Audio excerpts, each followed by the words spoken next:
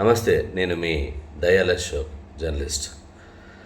లోకసభ ఎన్నికల్లో BJP party సుమారు 400 సీట్లు మేము తెచ్చుకుంటామని చెప్పేసి ఎలక్షన్స్ ముందు ప్రచారం చేసిన సంగతి మనందరికీ తెలిసిందే. కాంగ్రెస్ ఇండియా కూటమి ద్వారా దాదాపు 30 పార్టీల పైగా ఒక కూటమిగా ఏర్పడ్డాయి. వారు కూడా అధికారంలోకి వస్తామని చెప్పేసి హోరాహోరీ పోరు చేశారు. అయితే మరి బీజేపీ ఇప్పుడు గెలిచింది. మరి చాలా వరకు గత ఎలక్షన్స్‌తో పోలిస్తే అంటే 2019 లోకసభ ఎన్నికలతో పోలిస్తే 303 సీట్లు వస్తే దాంట్లో 224 సీట్లు బీజేపీ గెలిచింది. అంటే లార్జెస్ట్ సీట్లు గెలిచిన పార్టీగా రికార్డు క్రియేట్ చేసింది. మరి 2024 వచ్చేసరికల్లా ఎందుకు క్రెడిట్ తగ్గింది? అంటే కూటమి మొత్తం ఎన్డీఏ కూటమి మొత్తం కలిసి కూడా 292 సీట్లకు వచ్చింది.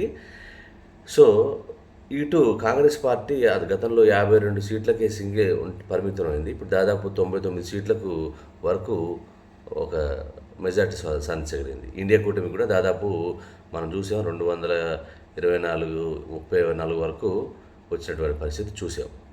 అంటే ఇంత మెజారిటీ మార్పు అంటే దేశవ్యాప్తంగా బీజేపీని వ్యతిరేకించే వాళ్ళు కూడా సమంగా ఉన్నారని మనం భావించాలా? దీనికి కారణాలేంటి? బీజేపీ 400 అనేది ఎందుకు కాన్ఫిడెన్స్‌గా చెప్పింది? మరి ఎందుకు ఇప్పుడు చతికిలబడింది?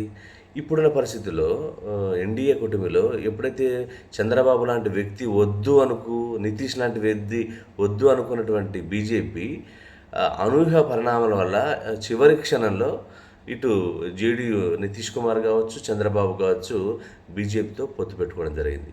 ఇప్పుడు బీజేపీ అధికారంలో ఉండటానికి అంటే మ్యాజిక్ ఫిగర్ 272 మ్యాజిక్ ఫిగర్ ఉండాలి.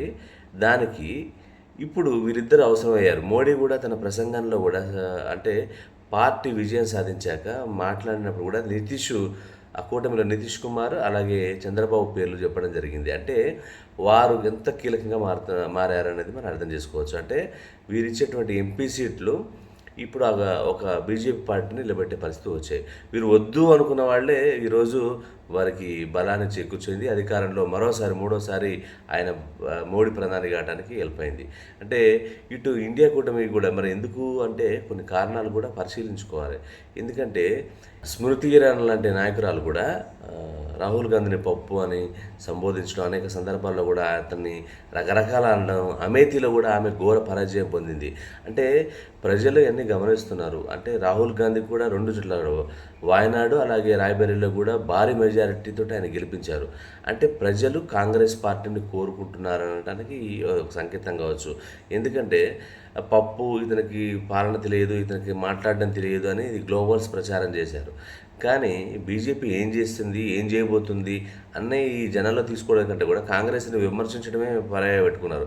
మేము ఖచ్చితంగా గెలుస్తామని నిన్నారు. అంటే అయోధ్య నిర్మాణం తర్వాత ఖచ్చితంగా బీజేపీ బలపడుతుంది అనుకున్నారు. కానీ వాళ్ళు ఊహించని పరిణామం ఏంటంటే ఎక్కడైతే యూపీ ఉందో అక్కడే ఘోర పరాజయం. అంటే అయోధ్య కట్టినటువంటి ప్రాంతాలలో అక్కడ మెజారిటీ తక్కువ రావడం అనేది బీజేపీకి కొంత ఆశ్చర్యాన్ని కలిగించే విషయం.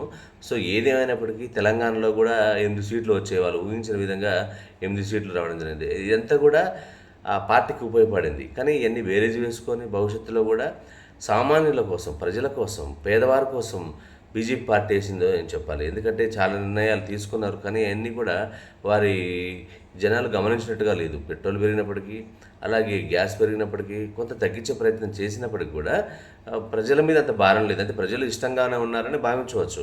కానీ ఇవన్నీ చేసినప్పటికీ కూడా సామాన్యులకు కూడా కొంచెం దూరంగా అంటే అభివృద్ధి పైన దృష్టి పెట్టారు. కానీ సామాన్యులను కూడా వాళ్ళని అభివృద్ధి పరచగలిగితే మరింత ముందుకెళ్ళేటువంటి అవకాశం ఉండేది దేశం కూడా.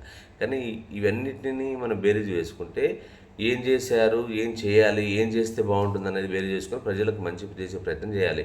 ఏదైనప్పటికీ కూడా కాంగ్రెస్ పార్టీ అంటే ఇండియా కూటమి మాత్రం బీజేపీకి మాత్రం ఇప్పుడు చాలా ప్రధాన ప్రతిపక్షంగా అయిపోయింది. చాలా పవర్ఫుల్గా తయారైంది.